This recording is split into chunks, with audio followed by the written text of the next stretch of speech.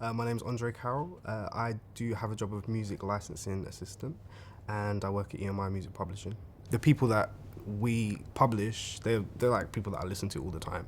So we publish Kanye and Beyonce and Rihanna and loads and loads and Jay-Z. And so I have to go to their managers for approval. So I kind of feel like I'm in with them somehow. So I know Rihanna, kind of.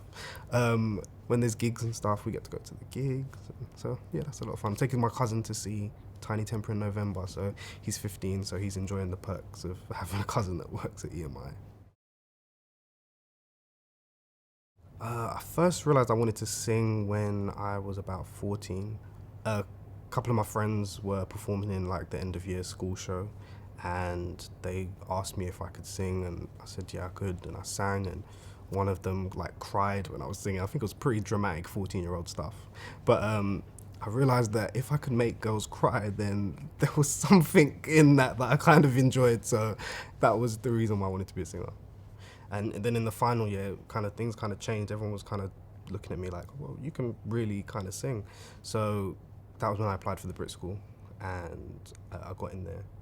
To get into the Brit School, you're supposed to have done music. That was like one of the things at GCSE. But I went and performed, and they decided to give me a chance. So I was lucky. And then I went on to do a BTEC National Diploma at the Brit School. And also, just because my mum made sure that I had something to fall back on, I had to do two A levels at the same time. It was hard work, but I think if you decide that you want to work in something, you kind of have to realize that you have to make a commitment somehow and hope that in the end it pays off. They have like auditions every Tuesday at the Brit School, and I auditioned for a lady who worked at Virgin Records. She was leaving to put together a boy band, and I got into the group, and that was when I was 17. I was still in college, so I had like 2.5 years living out of home with four guys that were my friends, and we just had fun for 2.5 years.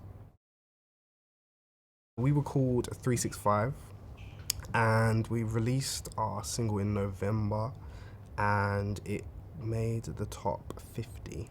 So that was the reason we got dropped.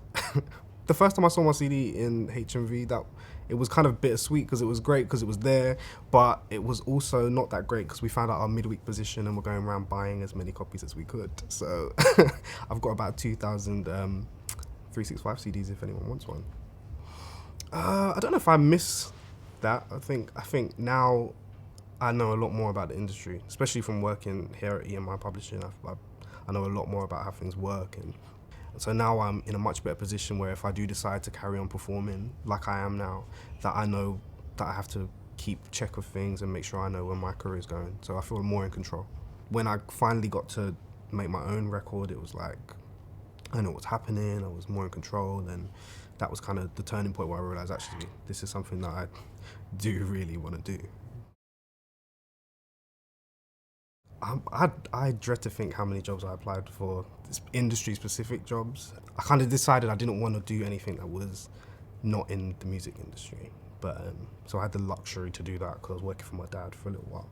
But then finally, when I got the call from Liberty to say that I'd come for the interview, it was like, oh, finally the search had paid off.